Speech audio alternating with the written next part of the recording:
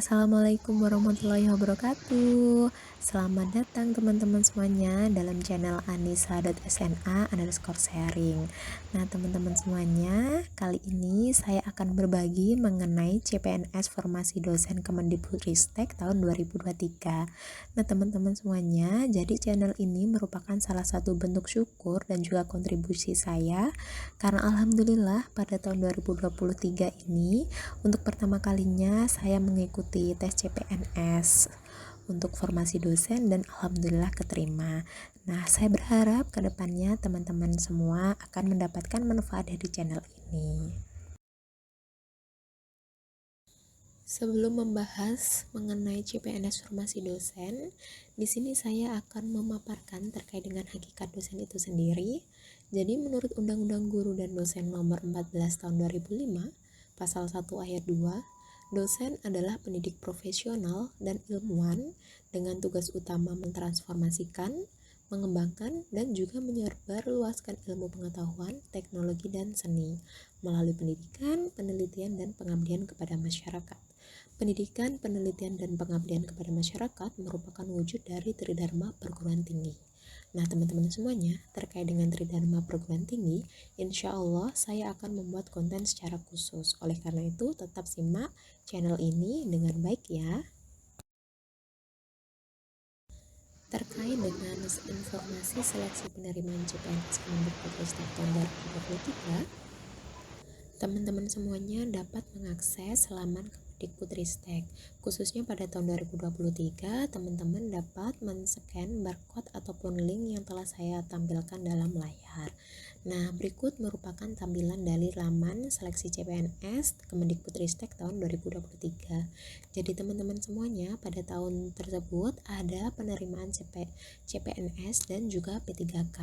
Dalam laman tersebut ada informasi terkait dengan formasi, terkait dengan persyaratan, bahkan juga terkait dengan timeline atau tanggal-tanggal dan juga informasi yang secara transparan telah Kemendikbudristek tampilkan atau informasikan kepada para peserta. Untuk selanjutnya, apa saja tahap seleksi untuk CPNS Formasi Dosen Kemendikbudristek? Jadi sama seperti tahun-tahun sebelumnya, tahap seleksi terdiri atas seleksi administrasi, seleksi kompetensi dasar atau SKD, dan juga seleksi kompetensi bidang atau SKB. Nah, sistem dari seleksi tersebut antara lain, setelah peserta dinyatakan lolos dalam seleksi administrasi, maka peserta berhak untuk mengikuti seleksi kompetensi dasar. Nah, dari seleksi kompetensi dasar tadi akan diambil 3 kali formasi yang diambil untuk masing-masing formasi. Nah, setelah itu peserta akan mengikuti seleksi kompetensi bidang atau SKB. Nah, dari SKB dan juga SKD nanti peserta akan diberikan masa sanggah. Kemudian dari SKD yang terakhir dan juga setelah melalui masa sanggah, maka akan diumumkan secara final pengumuman terkait dengan kelulusan dari masing-masing peserta. Tahap seleksi pertama yaitu seleksi administrasi. Nah teman-teman semuanya, untuk seleksi administrasi dilaksanakan bagi pelamar yang telah memenuhi persyaratan tata cara pendaftaran. Adapun pelamar wajib mengunggah hasil scan dokumen persyaratan asli, meliputi pas foto terbaru, kartu tanda penduduk atau KTP, surat lamaran, ijazah, dan dokumen persyaratan lain terkait kualifikasi pendidikan, kemudian transkrip nilai, surat pernyataan, khusus untuk pelamar putra atau putri lulusan terbaik dengan predikat pujian atau cum laude, wajib melampirkan yang pertama, salinan surat atau sertifikat akreditasi perguruan tinggi, dan yang kedua salinan surat atau akreditasi program studi.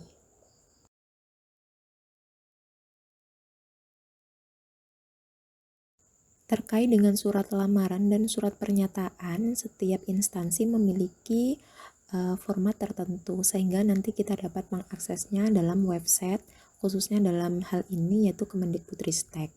Nah teman-teman semuanya, selanjutnya khusus untuk pelamar penyandang disabilitas, baik yang melamar pada kebutuhan umum maupun kebutuhan khusus, wajib melampirkan yang pertama, surat keterangan resmi dari dokter rumah sakit pemerintah atau puskesmas yang menerangkan jenis dan derajat kedisabilitasan yang dialami.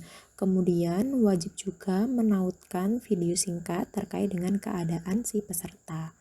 Kemudian khusus untuk pelamar kepesertaan khusus putra-putri Papua dan Papua Barat, wajib melampirkan yang pertama, akte kelahiran atau surat keterangan lahir pelamar, dan yang kedua adalah surat keterangan dari kepala desa atau kepala suku yang menyatakan bahwa orang tua, baik itu bapak dan atau ibu, pelamar adalah asli Papua atau Papua Barat. Tahap seleksi yang kedua adalah seleksi kompetensi dasar atau SKD. Teman-teman semuanya, SKD ini dilaksanakan bagi peserta yang memenuhi persyaratan atau MS seleksi administrasi. SKD ini dilaksanakan menggunakan sistem CAT dari BKN, sehingga ketika nanti kita selesai mengerjakan, hasil nilai skor kita akan langsung keluar atau dapat kita lihat di layar monitor kita. Selain itu, kita juga dapat melihat skor tersebut dalam website via channel YouTube dari masing-masing BKN. Cakupan materi terkait dengan SKD meliputi yang pertama, tes wawasan kebangsaan atau TWK, yang kedua, tes intelijensi umum atau TIU, dan yang ketiga, tes karakteristik pribadi atau TKP. Tahap seleksi yang ketiga adalah seleksi kompetensi bidang atau SKB. SKB ini dilaksanakan bagi pelamar yang memenuhi persyaratan MSSKD dan merupakan 3 peringkat terbaik dalam kebutuhan jabatan yang dilamar. Misalnya, apabila kita melamar dalam instansi A yang membutuhkan formasi itu 2, maka akan diambil untuk SKB itu adalah 2 kali 3, sehingga saat peringkat 1 sampai 6 akan dapat mengikuti seleksi kompetensi bidang. Nah, untuk jabatan dosen sendiri dilaksanakan menggunakan sistem CAT BKN dan juga non CAT. Adapun capaian materi cakupan materinya meliputi yang pertama, sistem CAT BKN, terus kemudian ada tes wawancara, dan yang terakhir ada tes praktek mengajar atau micro teaching. Nah, biasanya sistem CAT ini berisi terkait dengan etika dan tata krama perguruan tinggi, literasi bahasa Inggris, penalaran dan pemecahan masalah, serta dimensi psikologi.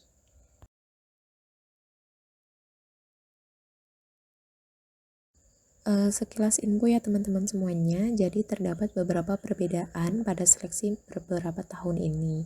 Contohnya pada alur seleksi tahun 2021 dan 2023 memiliki perbedaan dalam hal SKB, di mana proporsi dari CAT dan non-CAT itu berbeda daripada pada tahun 2023.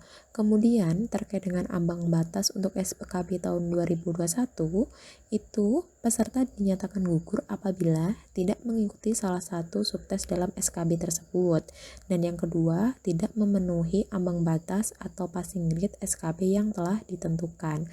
Sehingga pada tahun 2021 pada SKB non-CAT dan juga CAT, peserta wajib untuk memenuhi persyaratan ambang batas dari masing-masing subtesnya. Dan apabila nanti peserta tidak ada bagian yang tidak passing grade, maka peserta akan dinyatakan gugur. Sedangkan untuk alur seleksi tahun 2023, SKB terdiri atas SKB dengan menggunakan CAT BKN dan juga SKB tambahan. Nah, dalam hal ini, di mana pelamar yang mengikuti SKB dinyatakan gugur apabila yang pertama, tidak mengikuti salah satu subtes dalam SKB CAT maupun SKB tambahan, dan garis miring atau kedua, tidak memenuhi nilai ambang batas SKB tambahan yang telah ditentukan.